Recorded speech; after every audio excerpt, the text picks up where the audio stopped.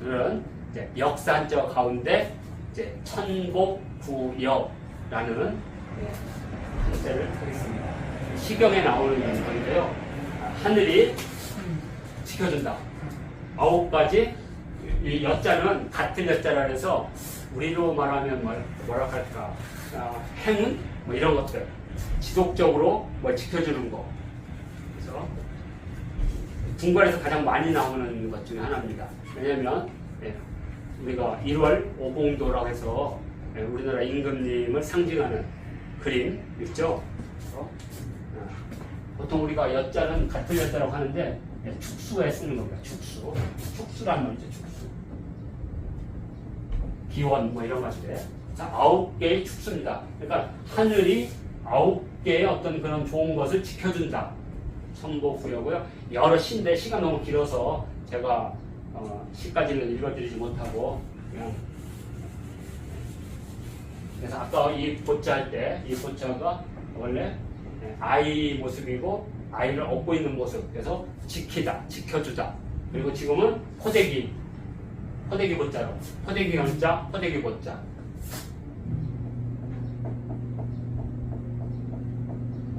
이렇게 했습니다. 강보, 포대기보, 강보. 뭐 강이라는 것은 찌개미 강이라고 해가지고요. 어미가 미기는 모습입니다. 이렇게 찌개미. 그리고 보는 지키는 거, 업고 다니는 거. 반 미기고 업고 다니고. 그래서 이걸 우리가 그냥 통칭해서 그냥 포대기보. 근데 아이를 이렇게 업고 다니는 그런 풍습이 우리나라와 중국의 소수민족 빼놓고는 없어요. 사실 만주족이랑 우리들만. 그러니까 세계에서도 아주 특이한 형태 중에 하나죠. 그래서 세계인들이 가장 지금 관심 있는 게 포대기와 지게라고 지금 알려져 있죠. 지게도 있을 것 같죠. 저는 중국에 그 많은 지게가 있을 거라고 봤는데 중국에 지게가 없어요. 다 이렇게 해가지고 어깨에다가 이거 무식한 거 이게 어깨에다가 이렇게 하는 게. 그런데 유일하게 어디에 있느냐? 저 중국의 남부 가면 이족이라고 있거든요. 그 이족에 산에 가면 걔들이 지금 지게를 쓰고 있어요. 이해가 안 되지. 그리고 인디언들이 지금 지게를 쓰고 있죠. 인디언들이 지게라고 해요. 지금 발음이 지게. 짐을 지다 해서 나온 말이니까. 하여튼 이 보자는 그런 우리 민족을 가장 특징적인. 아마 지금이야 이제 중국화 됐지만 고대인들에게서는 이 보가 아주 일반적이었던 것 같아요. 그래서 지금은 이제 이렇게 보자 중에 나중에 흙으로 이렇게 담을 싸서 지키다. 지킬 보자. 이렇게 생겼죠? 보자. 네. 그래서 이 천보할 때 하늘이 지키다. 9가지 이렇게 나오는데 그래서 이것이 이제 왕을 상징하는 거죠. 왕을 상징하는. 왕은 여라는 게 뭐를 뜻하죠? 축수. 늘 같은 거. 변함없이 늘 같은 거. 그러니까 건강해야 되고 뭐 이런 것들. 네. 그렇죠? 그러니까 우리가 말하는 오복 같은 것을 지켜주는 그런 상징적인 것이 9가지를 꼽은 거죠. 그럼 뭐냐? 이 9가지가 늘 변함없이 늘 있어야죠. 그래서 그것을 천복부여라고 했고요. 대표적으로 이제 4개가 있습니다. 여산, 산처럼, 그 다음에 여부, 언덕부, 그 다음에 여강, 언덕강. 이건 이제 다 가르쳐 주겠습니다. 그 다음에 또 하나가 여능, 언덕능. 다 언덕이라는 뜻인데요. 4가지가 먼저 있습니다. 여산, 여부, 여강, 여능. 이것들이 태풍이 불거나 뭐 폭우가 쏟아지면 없어지진 않죠. 그대로 있잖아요. 그러니까 늘 영원히 있는 거. 그러니까 임금님이나 이런 분들의 축수도 그런 거죠. 재물이나 건강이나 평안이 이런 것들이 늘 있어야 되니까. 그래서 여산, 여부, 여강, 여름. 그러면 산은 뭐냐? 산은 많은 분들이 모르지만 산은 봉우리가 많은 매를 말합니다. 많은 봉우리 매예요.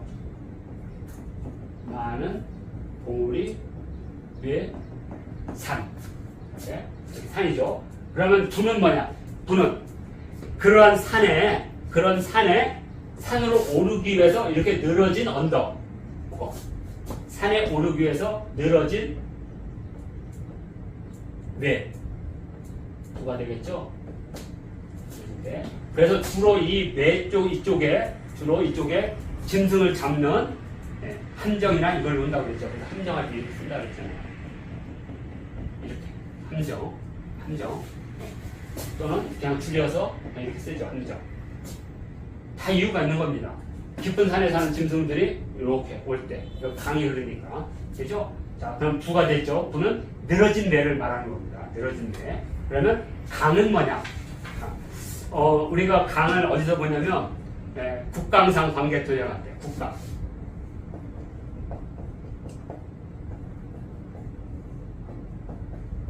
국강상에는 같은 말입니다. 이거나 이거나 같은 거예요. 나중에 살자가 들어간 거니까. 그러면 강은 뭐냐? 강은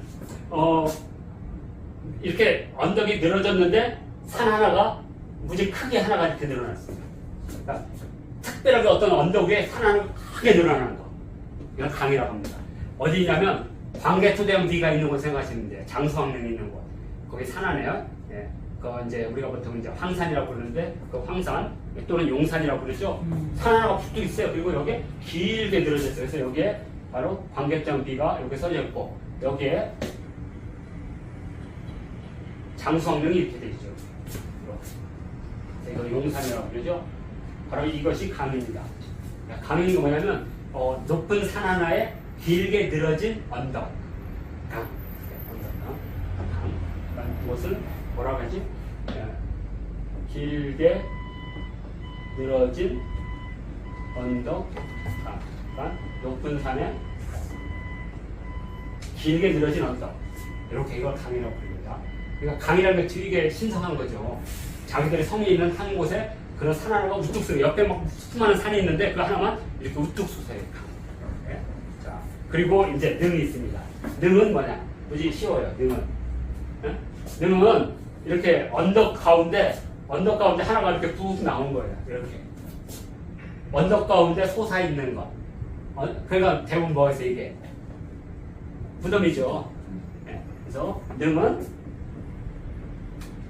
언덕 위에 솟은 네 이렇게.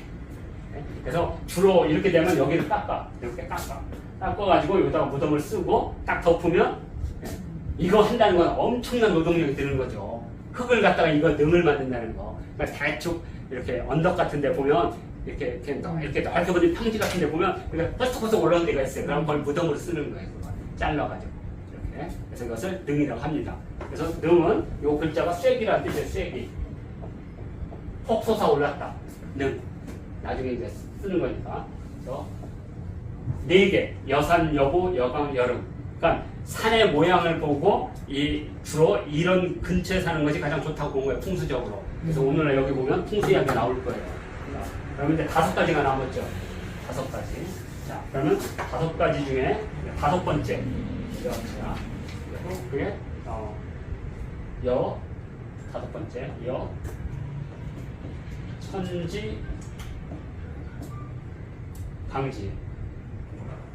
산에서 흐르는 내가 곳곳으로 천하사방으로 퍼져나가는 좋은 거죠. 한강처럼 천이 사방에 흘러 내려가는 것.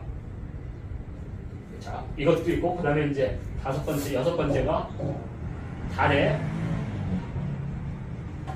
달이 늘 뜨는 것. 월지항. 그죠? 7번째, 월이 있으니까 다음에 일지승. 해가 늘 떠오르는 것. 이렇게. 7번째. 그러니까 일월이 있죠? 일월. 그 다음에 8번째.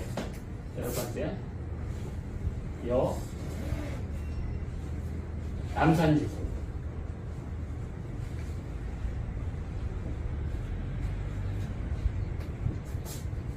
그 다음에 9번.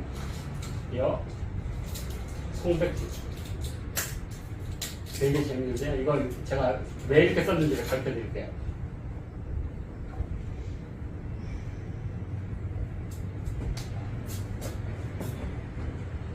이게 자, 천이 사방으로 뻗어나가는 거죠. 이렇게 있으면 내가 있면서 이쪽으로 천이 있고 이쪽은 얼마나 이게 좋은 땅이에요. 그런데 여기서 달은 서쪽을 말하는 거고요. 해는 동쪽을 말하는 거고요. 남은 수명을 상징하는 거고 송백은 생명을 상징하는 겁니다. 송백지. 그러니까 내 후손들이, 그러니까 여기 지금 잘못 해석하고 있잖아요. 송백이 약간 우스워지다는 것은 내 후손들이 무성하게 앞으로 온다는 뜻이고요. 남산진수는 살아있는 내 생명이 오래오래 간대요. 자손들 많이 나서. 그리고 이제 남산 남쪽을 말하는 거고 송백은 뒤를 말하는 거예요. 그래서 송백은 항상 무덤으로 쓰이는 겁니다. 그래서 이해가 금방 되시죠? 네? 그래서 많은 분들이 이걸 해석을 잘 못하시더라고. 그러니까 이게 되게 의도적인 거예요. 여산 여고 여강 여름이니까 이 산천을 기준으로 해서 4개의 여산 여고 여강 여름이 있는 거고 여기에 다시 일월 그다음에 남산 송백 그래서 총 9개로 구성되는 거예요. 그러니까 아마 제가 보기에는 이걸 쓴 사람이 아마 이런 구조를 가지 않았을까. 이런 식으로. 그러면 여기 그리고 요 천. 자, 가운데 천 놓고. 그래서 우리가 생각할 때 해가 뜨고 뭐 이렇게 또 산이 있고 능이 있고 뭐 이러면 이게 엄청나게 살기가 좋은 아마 그런 의미로 받아들이지 않았을까 정도로 그냥. 그래서 총 9개 구역. 늘 변함없이 내 마을에서 늘 있는 것. 그래서 하늘이 지켜주니 9개는 늘 같구나. 천보구역. 왕을 상징하는 거고요. 나중에 이제 뭐 구석이나 이런 것들은 또 이렇게 배울 거니까. 왜냐면 왕을 상징하는 게 5와 9가 있거든요. 5와 9가. 그래서 9, 5는 왕이라 뜻이에요. 그래서 그 자체가. 9. 여기 반점이 5구 반점이 있거든요. 9호도 써도 되고 5구로도 써도 돼요. 그게 최고의 숫자는 뜻이에요. 왕으로서의 최고의 숫자. 네, 그래서 주소잖아요. 네? 5반점 주소. 그렇죠. 네, 5반점. 9, 5 또는 5구. 또 주역으로 말하면 5번째 회. 그 회를 분주의 회라고 해요. 지금 나중에 하기로 하고 오늘은 천보구역 시경의 소화편, 시경의 소화의 천보편. 개와 소화가 있으니까. 7번이 뭐죠? 7번이요. 일지승. 여일지승. 해가 솟아오르는 것. 해가 솟아오르는 것. 여일지승.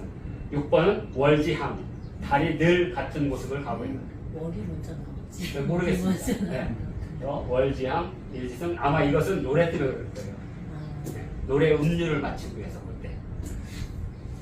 그 남을 목숨이라고 생각하는데 예. 그건 노인성하고 관계되는 거예요. 네, 그렇죠. 남산 노인상과 같은 거. 그리고 송백은 북쪽을 말하는 거. 송백지수예요. 무. 무. 무성할 무. 그래서 천보구연은 왕을 상징하는 노래가 되는 거고요. 그래서 이걸 그림으로 표현했는데 우리나라는 특별하게 천보구여도 뒤에다가 앞쪽에다가 해와 달과 5개 봉우리 1월 오봉병 또는 1월 오악도를 그렸던 거죠. 특별하게. 이렇게 해서 천보구역까지 해서 오늘 역사 한자 마치도록 하겠습니다.